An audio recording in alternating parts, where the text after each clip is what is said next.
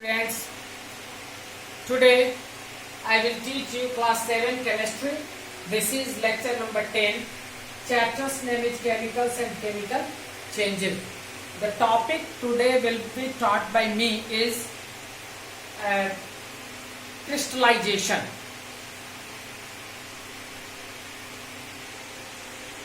Crystallization, the process of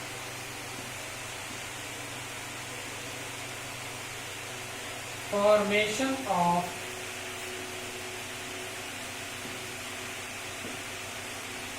crystals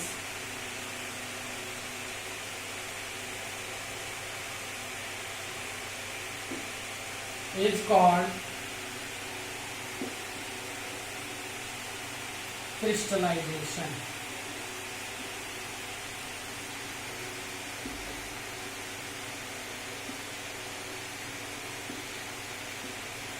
Dear students, crystallization, the process of formation of crystal is called crystallization. Crystal बनने की प्रक्रिया को crystallisation कहा जाता है.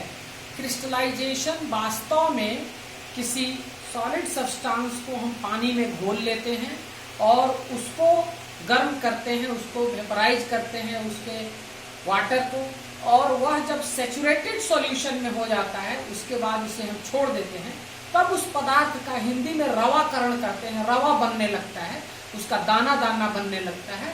उसी प्रक्रिया को हम लोग क्रिस्टलाइजेशन कहते हैं. जो क्रिस्टल बनता है उसको रवा कहते हैं. तो इसलिए ये डेफिनेशन हुआ क्रिस्टलाइजेशन का. The process of formation of crystal is called crystallization. अब क्वेश्चन उठता है कि क्रिस्टलाइजेशन केमिकल चेंज है या फिजिकल चेंज है. तो क्लियरली क्रिस्टलाइजेशन में कोई नया सब्सटेंस नहीं बनता है, बल्कि उसका जो लिक्विड फॉर्म रहता है वो सॉलिड फॉर्म में बन जाता है. इसलिए क्रिस्टलाइजेशन एक फिजिकल चेंज है.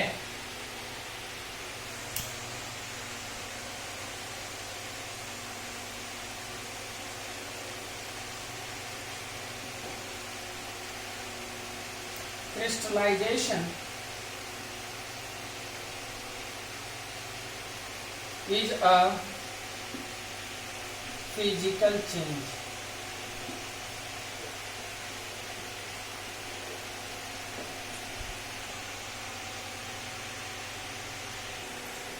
प्रिय बच्चों, separation of salt by crystallization process. हम लोग जो नमक घर में खाते हैं वो क्रिस्टलाइजेशन प्रोसेस से निकाला जाता है समुद्र के पानी से. The process of evaporation is used to obtain common salt from sea water.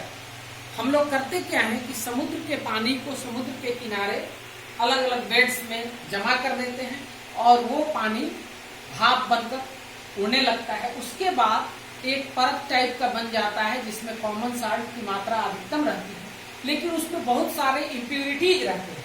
जैसे सैंड घुला हुआ रहता है, मैग्नीशियम क्लोराइड घुला हुआ रहता है.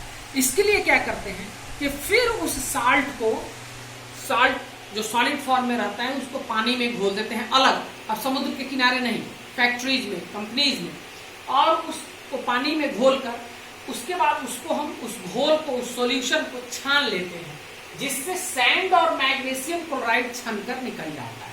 उसके बाद जो हमारे पास वाटर सॉल्यूशन बचता है उसमें केवल कॉमन साल्ट रहता है, जो लिक्विड फॉर्म में वाटर में घुला हुआ रहता है सॉल्यूशन के रूप में. अब उस सॉल्यूशन से हमको कॉमन साल्ट प्राप्त करना होता है. तो हम क्या करते हैं कि उसको गर्म करते हैं और उससे पानी इवेपोरेट करके निकलने लगता है. फिर उसके बाद जब वो सैचुरेटेड सॉल्यूशन में बच जाता है तो फिर उसको हम छोड़ देते हैं और उसका रवाकरण हो जाता है, फिर हमें कॉमन साल्ट मिल जाता है. तो the salt obtained by this process consists of many impurities such as sand, magnesium chloride, etc. The impure salt is purified by the crystallization process. Dear students, now I am going to answer some objective questions given at the end of this chapter, and some long answer questions and short answer questions are there. but all the short answer questions and long answer questions were already taught by me, and the notes were written over the board in the previous lectures. So you can answer all the questions by the note already taught by me, and I think that you have already prepared the note that is written on the boards, so you can answer all the questions at the end of this chapter. But today I will answer some objective and short questions.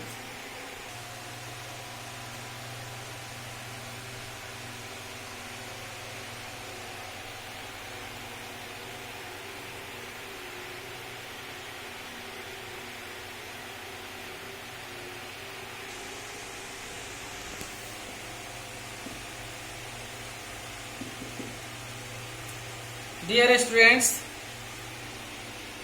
choose the correct option for each of the following. नीचे दिए गए options में हमको सही option चुनना है. Question number 1 है, objective type question है. Manu dropped a horseshoe made of iron into a copper sulfate solution. After some time, he found that the horseshoe had a brown deposit on it. It was due to the formation of, option है iron sulphate, iron, copper और copper sulphate. तो ये इसका answer होगा my dear students iron sulphate A.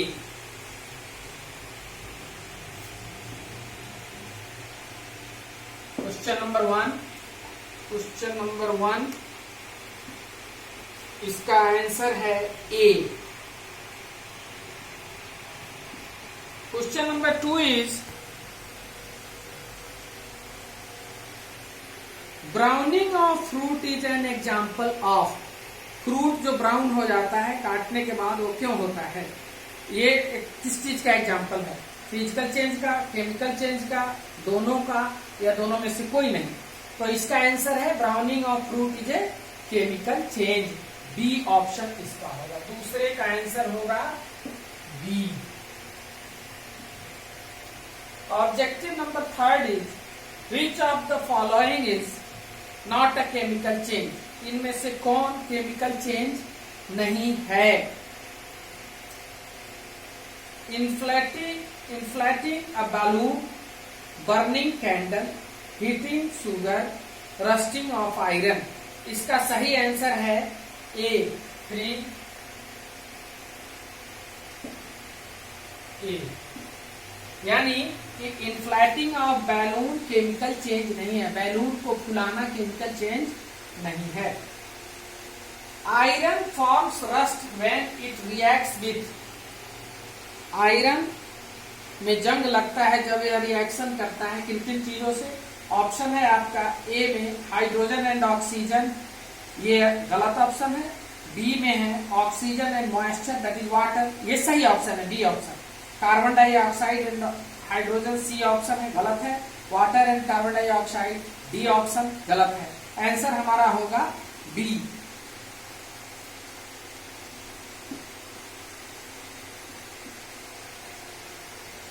Question number 5.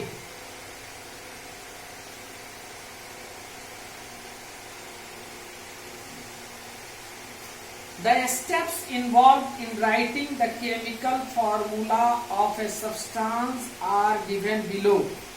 Write the symbols of the element. If the valencies are identical, cancel the valencies. Write the valencies of the elements. If the valencies are different, crisscross and place them with reference to the symbol. Which of these is the correct sequence of writing the chemical formula? Number 5 का answer हुआ option B.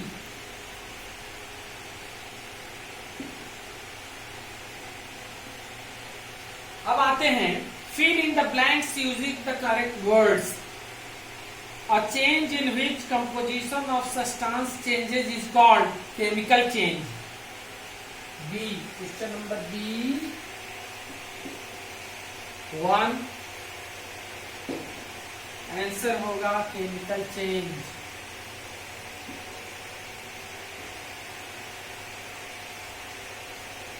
2. Second question is the number of atoms that make up a molecule of an element is called its atomicity. Atomicity. Question number 3. The symbolic representation of composition of a chemical compound is called its chemical formula, not atomicity. इसलिए तीसरे question का answer हुआ chemical formula.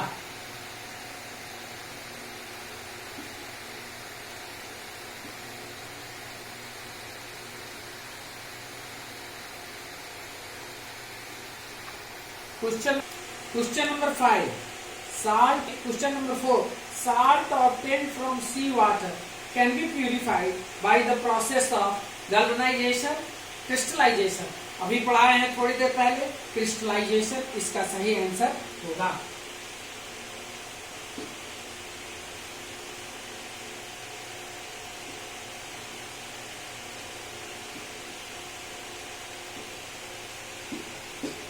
Crystallization. Question number 5.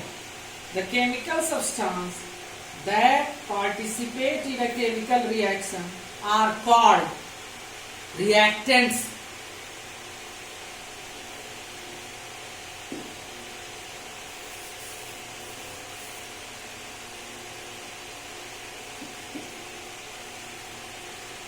फिर एक बार ध्यान दीजिए यहां.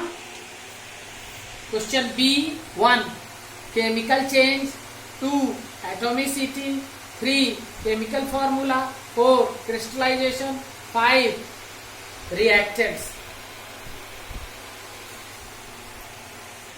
अब प्रिय बच्चों, state whether the following statement are true और फॉल्स. ये C में है. Set of question C1 statement है the atom of most of element exist independently. ये फॉल्स है. दूसरा क्वेश्चन है elements are made up of different type of atoms. नहीं, एक टाइप ऑफ एटम से एलिमेंट बने होते हैं, इसलिए ये फॉल्स. तीसरा क्वेश्चन है each element has a name and a unique chemical symbol. ये ट्रू है. Third true. 4 है product of chemical reaction are written on the left hand side of the chemical equation. ये फॉल्स है. Products are always written on the right hand side of the chemical reaction, so it is false.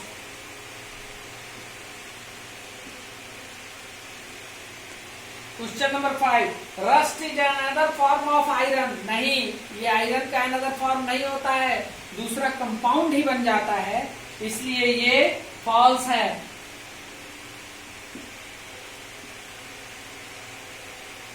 प्रिय बच्चों, जितने objective थे उसका answer हमने बता दिया.